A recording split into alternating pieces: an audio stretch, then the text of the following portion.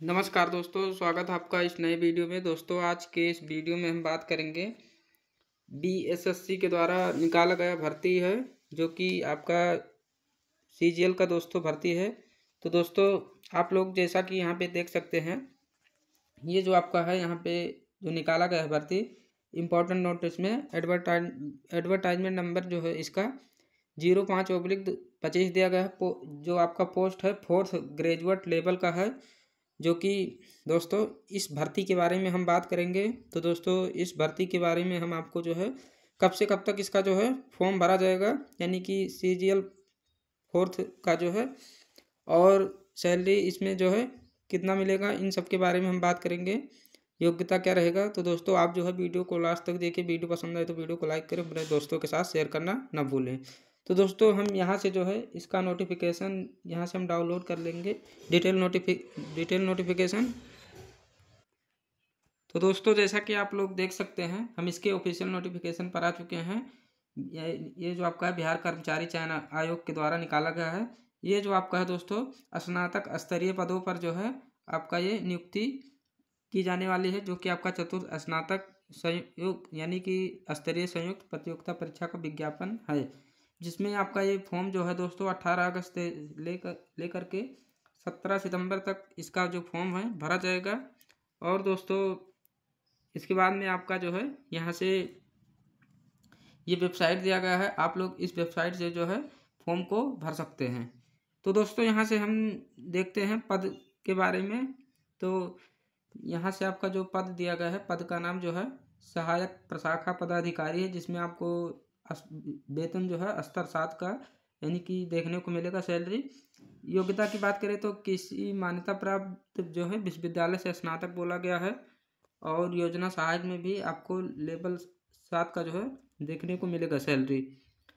योग्यता की बात करें तो इसमें भी आपका जो स्नातक बोला गया। स्नातक का मतलब दोस्तों, अगर आप बीए किए हुए हैं, बीएससी बीकॉम किए हुए हैं, तो आप जो है इसमें यानी कि फॉर्म को भर सकते हैं। स्नातक आपका होगा। इसके बाद में कनीय सांख्यिकी सहायक में आपका जो है वेतन स्तर 7 जो है सैलरी दिया जाएगा। मान्यता प्राप्त विश्वविद्यालय से जो है गणित अथवा अर्थशास्त्र अथवा वाणिज्य अथवा सांख्यिकी विषय से यानी किसी एक विषय से जो है स्नातक परीक्षा उत्तीर्ण होना चाहिए। तो दोस्तों, ये जो आपका है किसी एक विषय से बोला जा रहा है। इसके बाद में डाटा एंट्री ऑपरेटर के लिए हम देखते हैं। तो डाटा एंट्री ऑपरेटर में जो है किसी मान्यता प्राप्त विश्वविद्यालय से स्नातक के साथ जो है आपका मान्यता प्राप्त संस्थान से पीजीडीसीए या तो आपका बीसीए बीएससी आईटी या समकक्ष जो आपका होना चाहिए। यहाँ पे नोट में भी दिया गया है विभाग के इतना पात्रांक के जो आलोक में B Tech computer science engineering BE computer science एवं बीटेक की जो है डिग्री वाले छात्र भी आवेदन कर सकते हैं।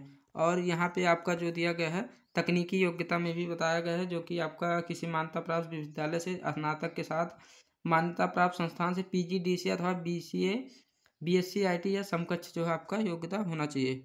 इसके बाद में दूसरा जो पद है दोस्तों अंकेक्षक में जो है आपका वाणिज्य में या अर्थशास्त्र सांख्यिकी अथवा गणित में से किसी एक विषय में जो है मान्यता प्राप्त विश्वविद्यालय से स्नातक डिग्री बोला गया है।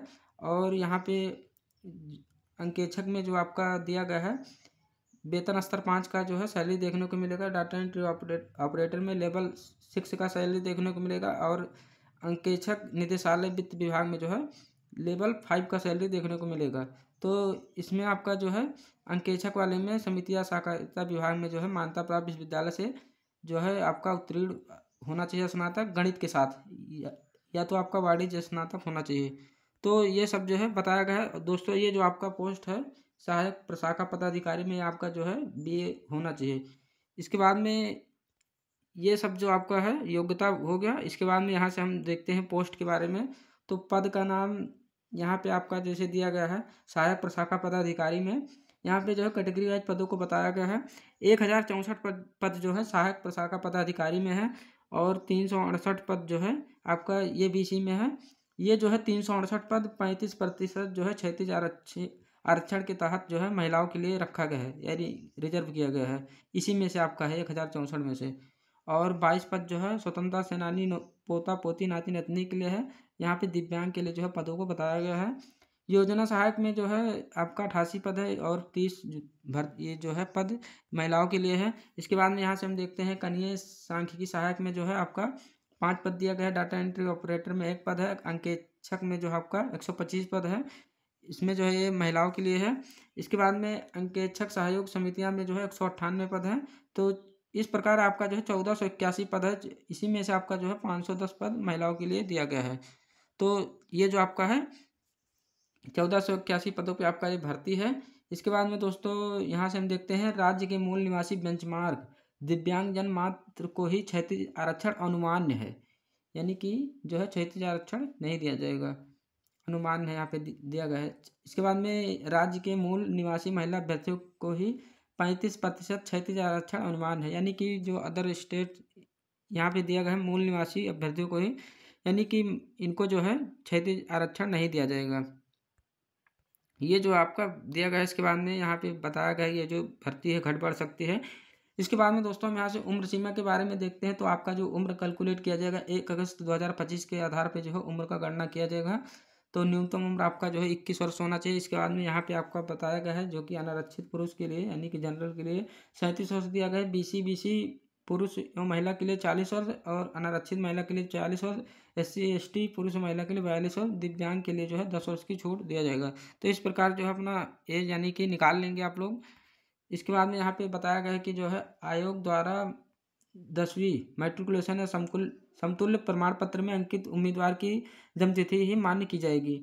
तो ये सब जो आपका दिया गया है। इसके बाद में यहाँ पे आपका दिया गया है जो कि यहाँ पे दिया गया है बिहार सरकार के सरकारी सेवकों को जो है प्रतियोगिता परीक्षाओं में भाग लेने के लिए जो है 5 वर्ष का छूट दिया जाएगा। तो ये जो है आपका यानी कि एज में रिलैक्सेशन जो है दिया जाएगा। इसके बाद में यहाँ पे हम देखते हैं परीक्षा की प्रकृति के बारे में। तो यहाँ पे आपका जो ऑब्जेक्टिव टाइप का रहेगा प्रश्न, और इस यानी कि भर्ती में जो है अगर आपका जो है 40,000 से अधिक आवेदन प्राप्त होते हैं तो आपका प्रारंभिक परीक्षा आयोजित किया जाएगा, यानी प्री जो है प्रारंभिक परीक्षा आयोजित किया जाएगा। इसके बाद में अधिक आवेदन प्राप्त होने पर जो है प्रारंभिक परीक्षा 1 से अधिक चरणों में आयोजित की जा सकती है, यानी कि प्री और मेंस अधिक चरणों में ये बताया जा रहा है। इसके बाद में 2 एग्ज़ाम होगा आपका। अगर 40,000 से अधिक फॉर्म पड़ता है तो विभिन्न चरणों में परीक्षा आयोजित किए जाने की स्थिति में परीक्षा में जो है परिणाम सामान्यीकरण की प्रक्रिया अपनाते हैं, यानी कि आपका जो नॉर्मलाइजेशन जो है अपनाया जाएगा। और प्रारंभिक परीक्षा वस्तुनिष्ठ जो है प्रकृति की होगी, जिसमें यहाँ पे बताया गया है 5 गुना जो है संख्या के बराबर अभ्यर्थियों का चयन किया जाएगा। तो जितना आपका मान लीजिए भर्ती है 1400 कुछ भर्ती है तो उसका जो है 5 गुना यहाँ पे आप लोग जो है कर लेंगे, उतना जो है यानी कि मेंस के लिए ये लोग बुलाएंगे। और यहाँ पे आपका जो है दिया गया है ये आपका जो है ऑफलाइन पेपर होगा। परीक्षा हेतु निर्धारित पाठ्यक्रम आपका दिया गया है। प्रारंभिक परीक्षा में एक पत्र सामान्य ज्ञान का होगा, जिसके ये यहाँ पे विषय दिए गए सामान्य अध्ययन होगा, सामान्य विज्ञान गणित होगा। इसके बाद में आपका जो है कॉम्प्रिहेंशन यानी लॉजिकल रीजनिंग होगा, मेंटल एबिलिटी, जिसमें आपका कुल 150 प्रश्न रहेगा और प्रत्येक सही उत्तर के लिए 4 अंक आपको जो है दिया जाएगा। प्रत्येक गलत उत्तर के लिए 1 अंक जो है काटा जाएगा। परीक्षा का समय 2 घंटा 15 मिनट का रहेगा। यहाँ पे आपका जो यानी कि भाषा का माध्यम होगा हिंदी अंग्रेजी दोनों में रहेगा। और यहाँ पे आपका दिया गया है कि बिहार कर्मचारी चयन आयोग जो है संचालित इतना के अनुसार जो है यहाँ पे दिया गया है। तो यहाँ पे आपका बोला गया है कि जो है अभ्यर्थी अपने साथ जो है 3 पुस्तक अर्थात प्रत्येक खंड के लिए 1 ही पुस्तक ले जा सकते हैं। जैसे आपका सामान्य अध्ययन इसके लिए 1 और गणित खंड के लिए तथा सामान्य विज्ञान खंड के लिए पुस्तकों में से NCERT BSEB ICSE एवं अन्य बोर्ड के टेक्स्ट बुक ही मान्य होंगे। तो किसी विषय से संबंधित गाइड पुस्तक की जो है फोटो कॉपी हस्तलिखित कागज इलेक्ट्रॉनिक ये सब जो है नहीं ले जा सकते हैं।